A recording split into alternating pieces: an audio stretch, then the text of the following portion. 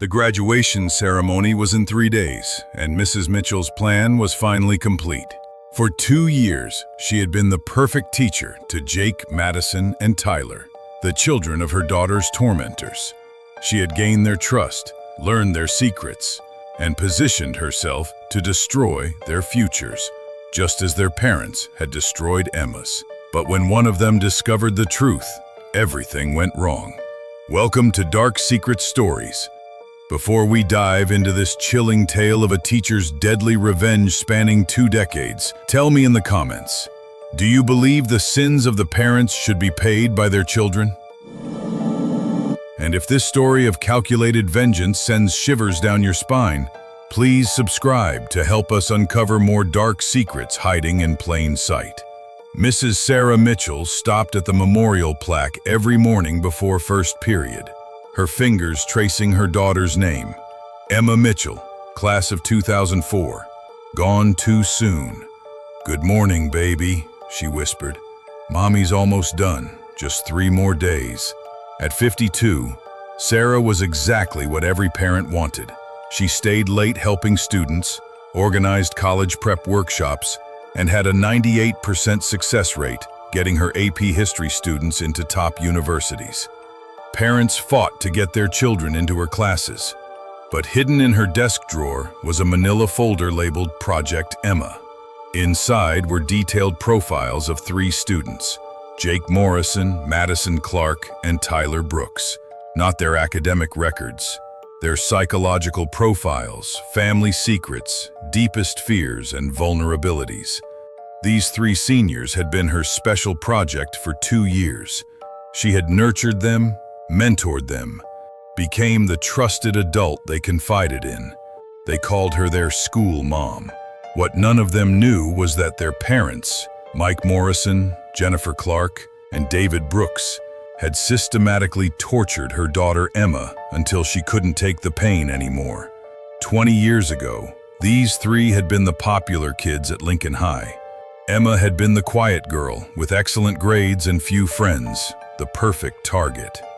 Mike Morrison would shout across the cafeteria, "Hey freak, did you remember to take your crazy pills today?" Jennifer Clark would accidentally spill drinks on Emma's homework, laughing as weeks of work dissolved. David Brooks had been the cruelest. He asked Emma to prom as a joke, letting her believe someone finally liked her, only to humiliate her in front of the entire school. The bullying escalated throughout senior year. They spread rumors about Emma being mentally ill, posted embarrassing photos online, and made her life unbearable. When Emma's grades slipped, her college acceptance was rescinded. On May 15, 2004, Emma wrote a letter explaining she couldn't live with the pain anymore. She detailed every cruel act, every humiliating moment. Then she took her father's gun and ended her suffering. Sarah found her daughter's body, along with a yearbook page where Emma had circled the faces of Mike, Jennifer, and David. "I'm sorry I couldn't be stronger, Mom," the letter read. "They won't stop. They said they'll make sure I never have friends, never get into college, never have a normal life. I'm too tired to fight anymore." That's when Sarah Mitchell began planning her revenge. Sarah spent 5 years grieving before the plan crystallized. She couldn't bring Emma back, but she could make Mike, Jennifer, and David experience the same helplessness their victim had felt. She researched her targets obsessively. Mike Morrison became a successful contractor and had a son, Jake. Jennifer Clark built a law practice and had a daughter, Madison. David Brooks joined his family's real estate business and had a son, Tyler. All 3 families were wealthy, respected community members. Their children attended private schools, played elite sports, and were being groomed for Ivy League universities. They had everything Emma never got to experience. Sarah got hired at Lincoln High, specifically requesting the AP history position. When Jake, Madison, and Tyler entered high school, she made sure they ended up in her classroom. She studied their personalities, their family dynamics. She became the teacher they trusted most, the adult they turned to when their parents' expectations became overwhelming. "You're like the mom I wish I had," Madison confided after a brutal family dinner where her lawyer mother criticized everything.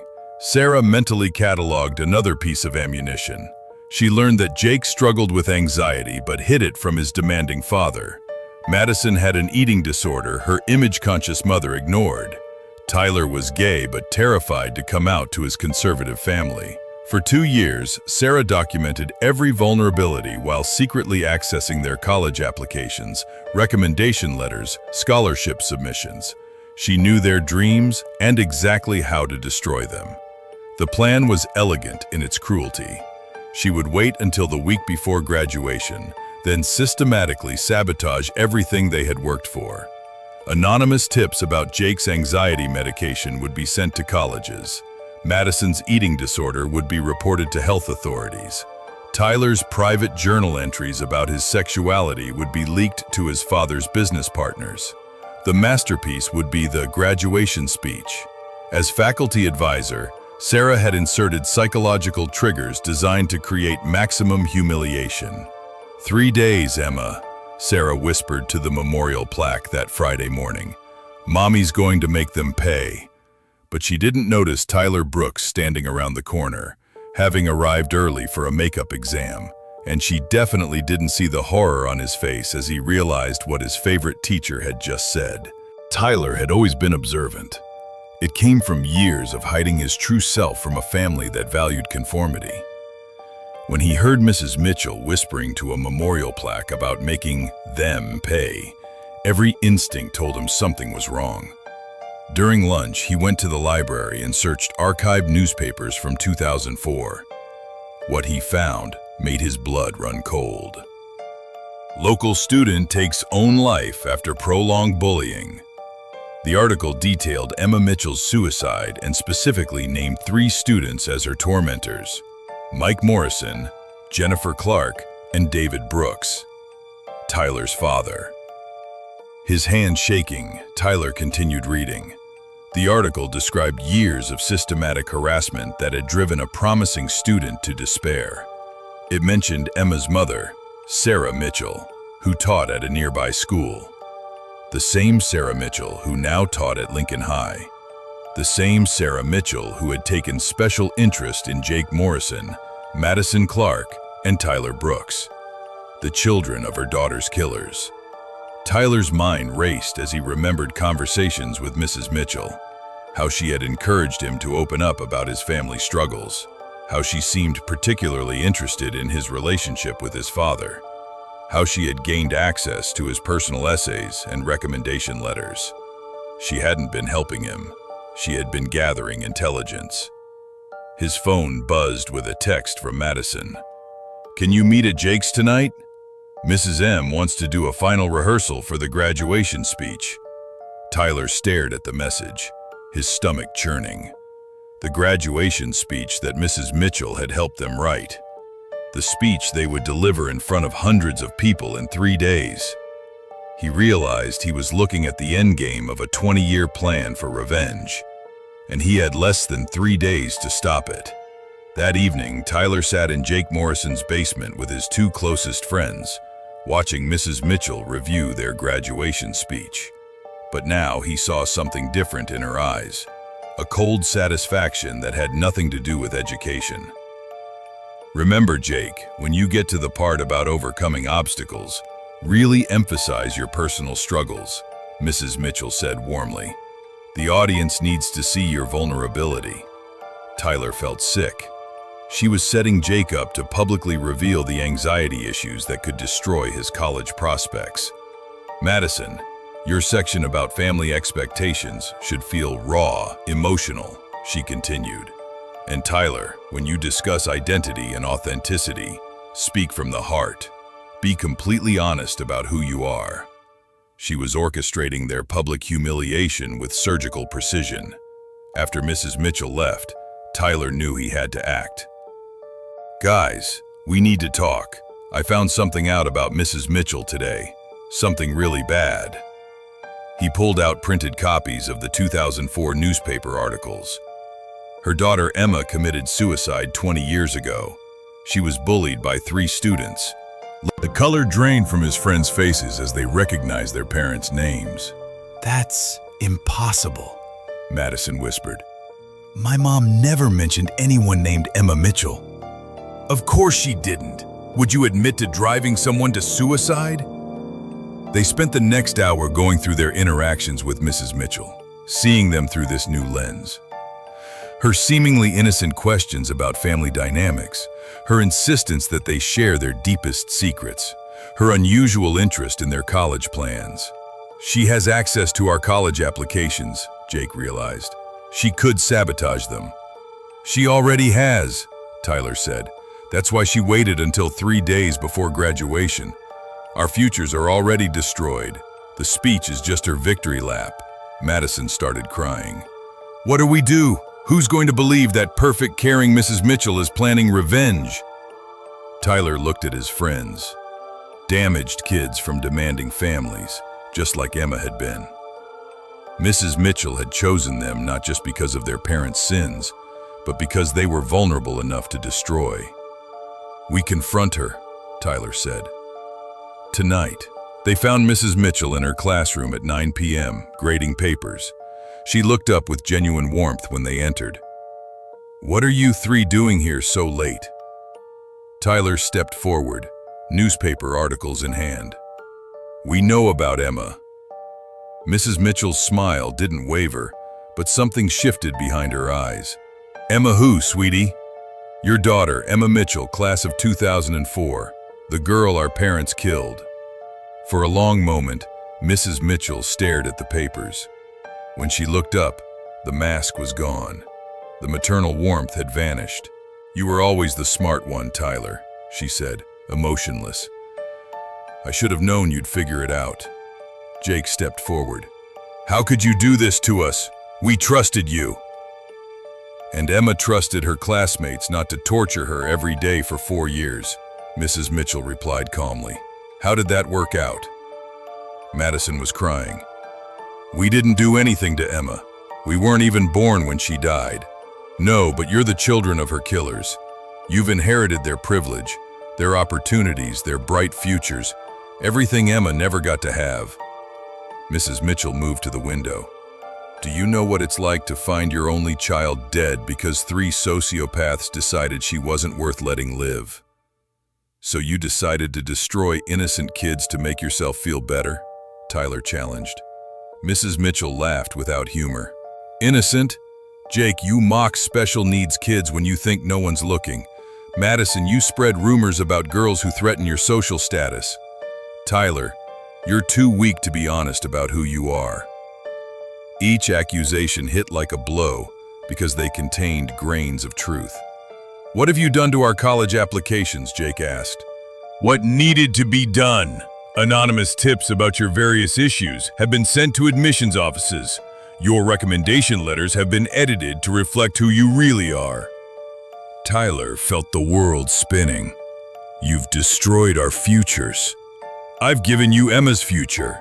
Now you get to experience what she experienced, watching your dreams disappear. You're insane, Madison said. I'm a mother seeking justice for her murdered child. Emma wasn't murdered. She made a choice. Mrs. Mitchell's composure cracked. She made a choice because 3 monsters made her life unbearable. And now you're doing the same thing to us. The accusation hung in the air. Mrs. Mitchell stared at them, perhaps seeing for the first time that she had become exactly what she had spent 20 years hating. The 3 friends left that night knowing their lives had changed forever. They spent Saturday calling colleges, discovering the devastating damage. Jake's Stanford acceptance was reconsidered due to mental health concerns. Madison's Northwestern scholarship was revoked. Tyler's Yale admission was under review. But that night, Tyler found his father staring at an old yearbook. I heard what happened, David Brooks said, about your college situation. I know who did this, and I know why. He closed the yearbook, revealing Emma Mitchell's memorial page. I've carried this guilt for 20 years, son. Similar conversations happened at the Morrison and Clark households. Three parents finally faced the consequences of actions they had tried to forget. Sunday morning, Emma's father, Robert, appeared at Sarah's door. "I saw the article about the college scandal. I know it was you, Sarah." In her living room shrine to Emma, Sarah broke down. "They destroyed our baby. I had to make them understand. By destroying their children, Sarah, what would Emma think about what you've become?" For the first time in years, Sarah considered the question seriously. Emma had been kind, forgiving, always looking for good in people. She had never wanted revenge, just wanted the pain to stop. "I don't know how to let go of the anger," Sarah whispered. "It's all I have left of her." "No, it's not. You have her memory, her kindness. You have the chance to honor her life instead of her death." The three students made a decision that surprised everyone. They requested a meeting with their parents and Mrs. Mitchell in the principal's office. "We want to make this right," Tyler announced, "not just for us, but for Emma." What followed was the most difficult conversation any of them had ever had. Mike Morrison, Jennifer Clark, and David Brooks publicly acknowledged what they had done to Emma Mitchell. They apologized to Sarah, not seeking forgiveness, but accepting responsibility. Together, they proposed establishing the Emma Mitchell Foundation for Bullying Prevention, funded by the three families and managed by Sarah Mitchell. The graduation speech was rewritten to honor Emma's memory. On graduation day, Sarah Mitchell spoke about her daughter for the first time in 20 years. She talked about Emma's dreams, her kindness, her potential. She also spoke about forgiveness, healing, and choosing to break cycles of pain. Jake, Madison, and Tyler delivered a speech about accountability and the responsibility each generation has to be better than the last. Their college prospects remained uncertain, but they had found something more valuable: the courage to face truth and work toward real justice. Sarah resigned from teaching that day, but not in defeat. The foundation would become her life's work, ensuring Emma's story would prevent other tragedies rather than create them. Sometimes the greatest revenge is learning to live without it. Sometimes justice means choosing healing over hurt. And sometimes the best way to honor the dead is to save the living.